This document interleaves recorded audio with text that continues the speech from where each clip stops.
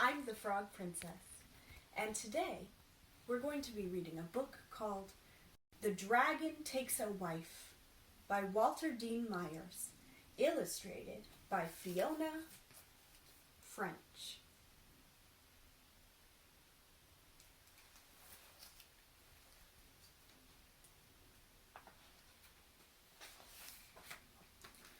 Once upon a time, in the ancient kingdom of Lyra Land, there lived a good but lonely dragon named Harry. Harry wanted a wife, but in Lyra Land, the only way for Harry to get a wife was to prove his courage by winning a battle with the knight in shining armor, and Harry was not a good fighter. Each week, Harry would go to a clearing in the woods to fight the knight, and each week he would lose. Then he would go home and play sad songs on his flute.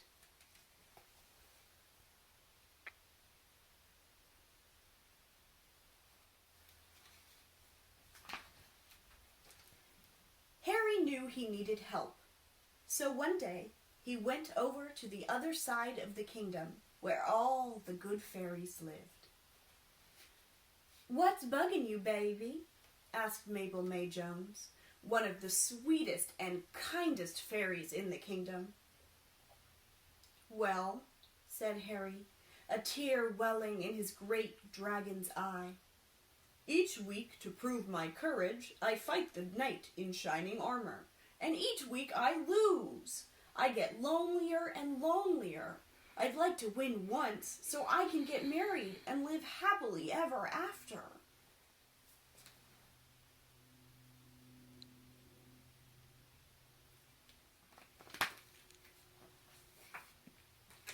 "I can dig where you're coming from," said Mabel May.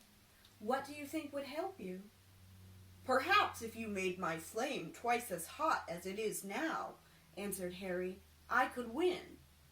"That ain't no big thing," said Mabel May. "Dig on these magic words I'm going to say. When you go into battle, repeat them to yourself and the magic will work." Mabel May waved her wand and said the magic words. "Fire grow red, fire grow bright, turn Harry on so he can burn that night."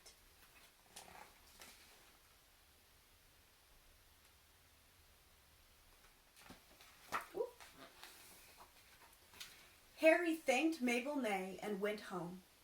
When the time came to fight the knight, he again went to the clearing in the woods. This time, when the knight came charging at him, Harry repeated the magic words to himself and breathed out as hard as he could. But instead of hot breath, polka dots came floating out of his mouth and up into the sky like balloons. The knight struck Harry on the tail and rode back into the woods. "Ow!" cried Harry. He went home, put a band-aid on his tail, and played another sad song on his flute.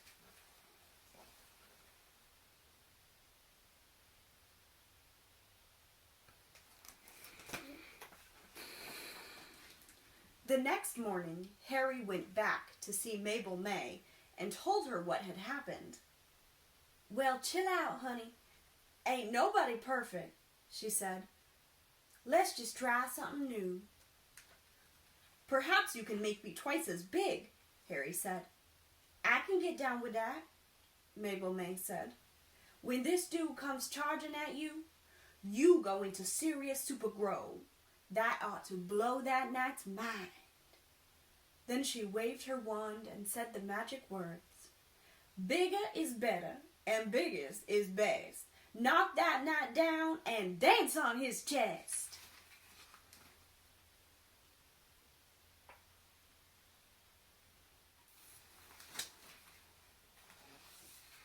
The next week, Harry went to fight the knight again. When the knight charged, Harry thought of the magic words and suddenly grew twice as big. In fact, he grew so big that his head was off the page. With his head off the page, he couldn't see the knight. He could only feel the sword striking his tail as he ran away. "Ow!" cried Harry. When he got home, he put on 2 Band-Aids. Harry's head is off the page. Can you guys see that?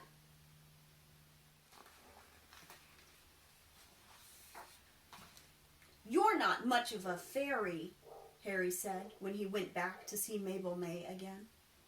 "I'm still losing." "Cool it, Harry," said Mabel May, one hand on her hip. "If you ain't got the strength to do the whipping or the speed to do the tipping, you don't need to do the lipping." "Well, okay," said Harry. "But this time, instead of making me bigger, how about making me invisible?" "That sounds like a winner, Harry," said Mabel May. Then she waved her wand and said the magic words. "Make Harry disappear, completely out of view. That knight will then be so confused, he won't know what to do."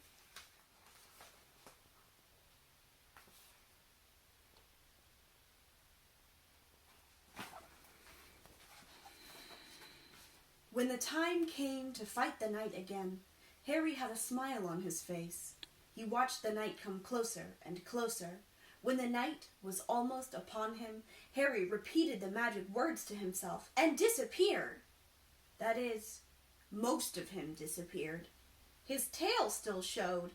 The knight hit Harry's tail right between the 2 Band-Aids and rode off into the woods.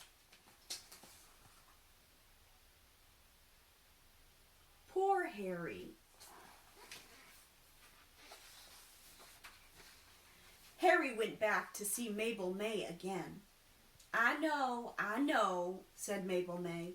"You got blown away again. Let's face it, baby, that knight can definitely take care of business." Mabel May covered her mouth and giggled.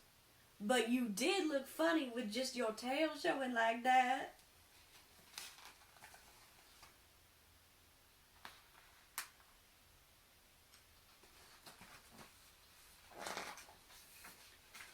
"Oh, I'll never win," moaned Harry.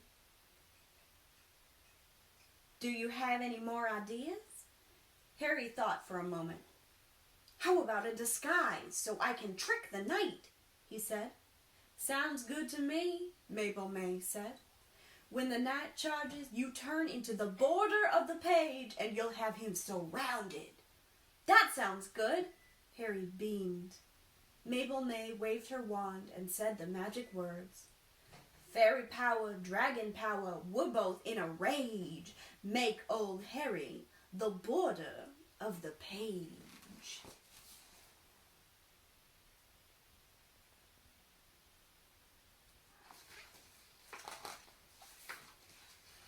Once again, Harry went to fight the knight. As soon as the knight charged, Harry repeated the magic words to himself, and instantly he was turned into the border of the page. The knight looked around for Harry, but he couldn't find him. Harry was just about ready to pounce on the knight when the knight stuck his sword into the ground, which was really Harry. "Ow!" Harry cried. He had lost again. The knight rode off into the woods, and Harry went home to play his flute. Do you guys see how Harry is the border of the page?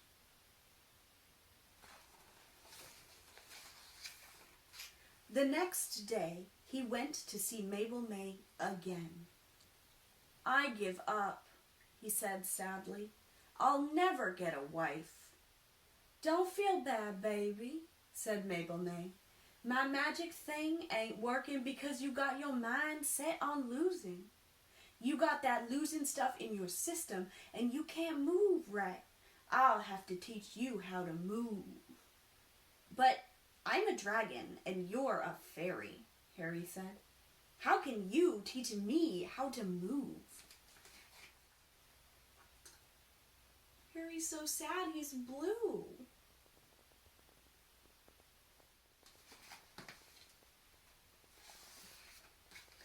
"That ain't no big thing," said Mabel May. Then she waved her wand and said the magic words. Let me be a dragon and teach Harry how to move, so that he can beat the night and get back in the groove.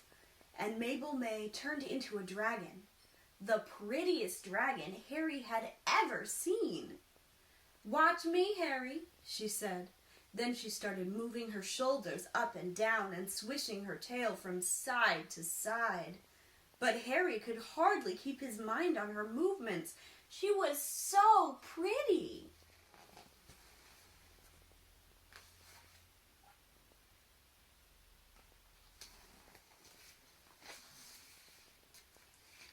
Gee, you're pretty, Mabel May, he said.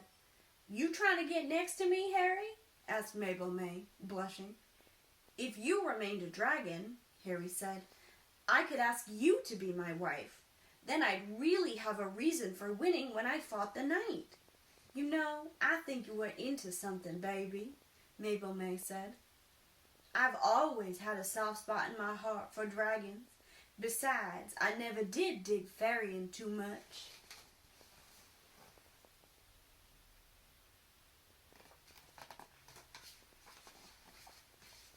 So Harry went to the clearing to fight again. This time, when the knight charged, Harry moved his tail and shoulders the way Mabel May had shown him. Then he whirled quickly around, flipped his tail at the knight, and knocked him down. Whoosh! And that is the story of how Harry the Dragon beat the knight, married Mabel May, got a good job in the post office, and lived happily ever after.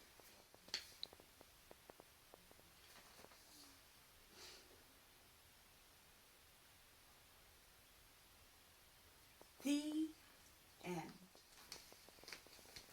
Thank you guys for reading with me.